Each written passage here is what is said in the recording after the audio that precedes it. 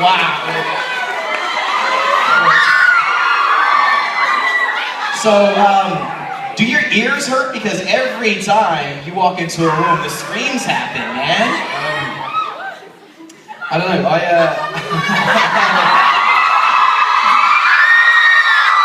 I always play my music really loud anyway, so it kind of muffles everything, so yeah, hello, thank you for coming, by the way.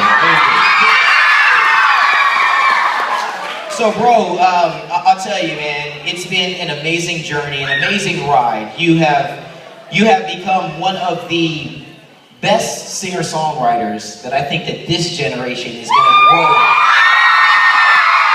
Seriously.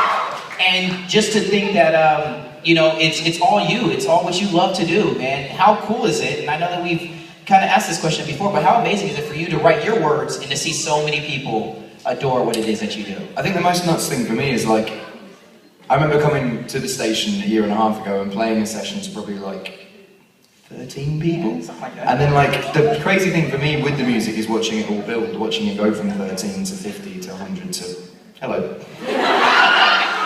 Yeah, that's what's most crazy about it. First writing a song like the 18. Yeah.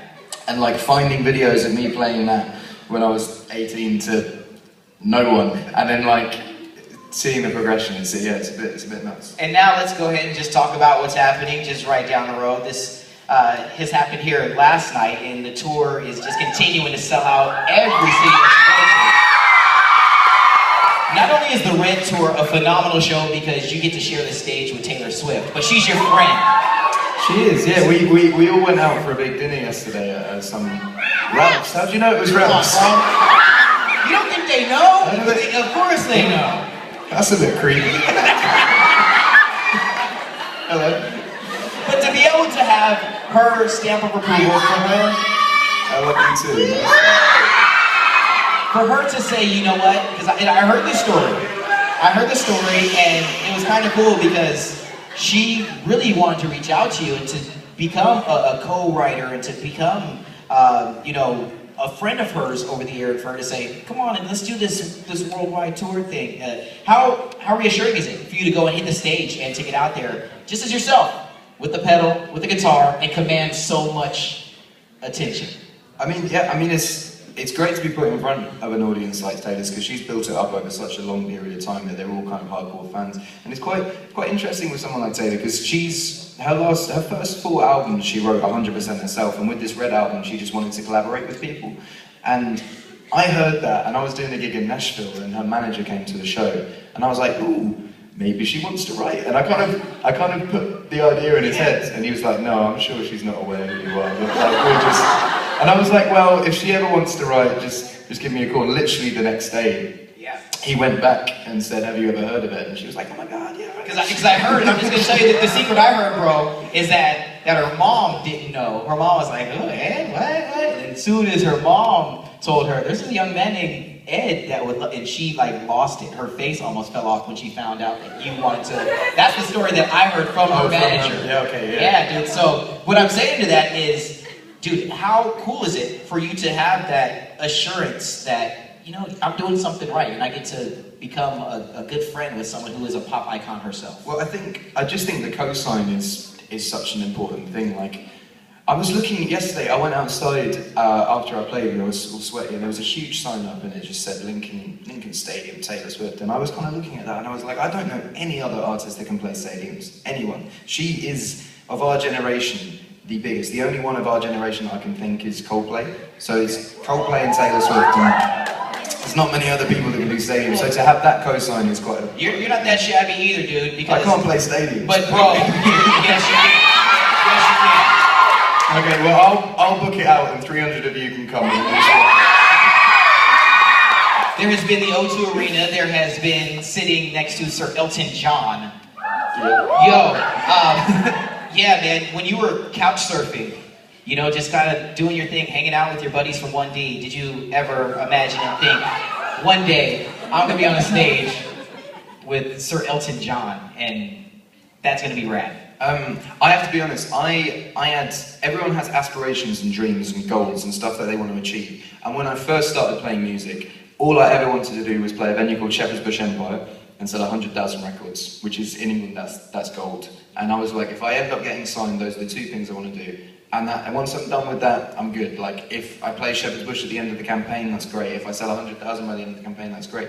And the week the album came out, it did 100,000, and we played Shepherd's Bush. So like, the first week that the album came out, I was kind of like, oh, I don't really know what to do now. So I haven't had any fixed goals or aspirations since then. I'll just choose something, work towards it and achieve it, or choose that, and there's never like been a fixed thing, so it's kind of been wide open. So when something like that Elton John thing happened, there was never a point, because it's so unbelievable, there was never a point where I was like, one day, man, because like, it's not going to happen.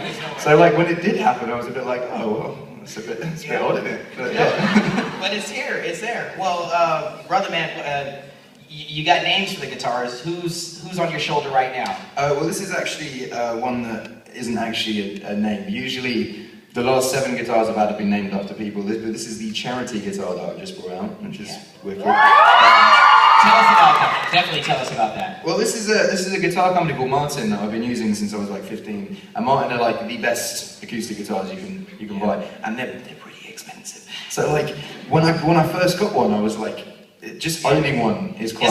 It's like owning your first pair of Air Jordans. You don't want to touch it. You don't want to play it. You're like being all careful. Like you just Instagram the picture over and over again. But and so I started playing them, and no one plays out the small ones publicly. So they started selling more and more small ones off the back of me playing it, and then they approached and said, "We'd like to make you a signature guitar," and it's like a certain cut of the money goes into an account somewhere, and I was just kind of like, my mum works for this children's hospital in England, and I was just like, well, we could make it as a brand and start up a kind of a legacy where every single guitar we make, from this guitar to the next album, guitar to the next album, it all goes to this one place. So it's like, it's so if you would like one, usually Martin guitar, like, to put it in perspective, John Mayer has a signature guitar and it's £25,000. This is $500. If you would like to buy it, they are on the internet, and it all goes to a good cause. Dude, that's awesome. Well, we're gonna let this young man put that guitar to very, very good use. I don't know if I want to ask which song, because like I want you to roll through the entire album, but I know we don't have time for that. What do we got for? Did you pick one? What? I What do we got? more than our plans. I don't have plans, man. I'm saying. Nor do I. All right, cool, dude. Ladies and gentlemen, once again, big thank you to the Philadelphia Museum of Art. The stage belongs to Mr. Ed Sheeran.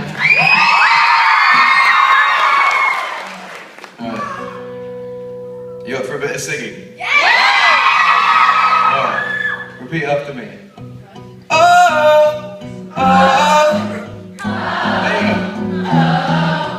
Oh,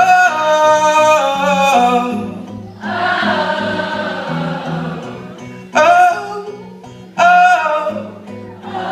there you go.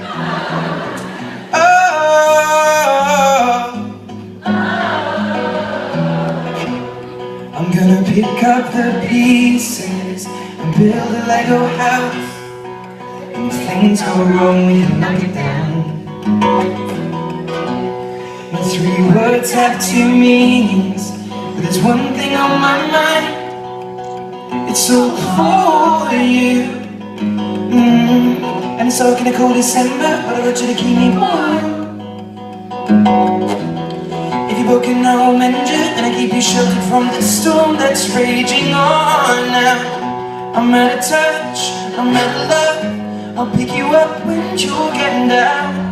And out of all these things I've done, I think I love you better now. I'm out of sight, I'm out of mind. I'll do it all for you in time. And out of all these things I've done, I think I love you better now.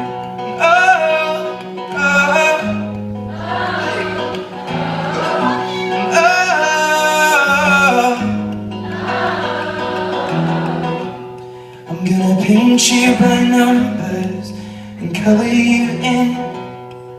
And if things go right, we can frame it and put you on a wall now. And it's so hard to say it, but I've been here before. Now I'll surrender up my heart and swap it for yours. Now I'm out of touch, I'm out of love. I'll pick you up when you're getting down. And out of all these things I've done, I think I love you better now. I'm out of sight, I'm out of mind. I'll do it all for you in time. And out of all these things I've done, I think I love you better now. Don't hold me down now. I think the braces are breaking, and it's more than I can take. Oh, and it's dark in a cold December, but I got you to keep me warm. If you're broken, now I'm injured, and I keep you sheltered from the storm that's raging on now. I'm out of touch, I'm out of love. I'll pick you up when you're getting down. And out of all these things I've done, I think I love you better now. I'm out of sight, I'm out of mind. I'll do it all for you in time. Out of all these things I've done, I think I love you better now. I'm out of touch, I'm out of love. I'll pick you up when you're getting down. Out of all these things I've done,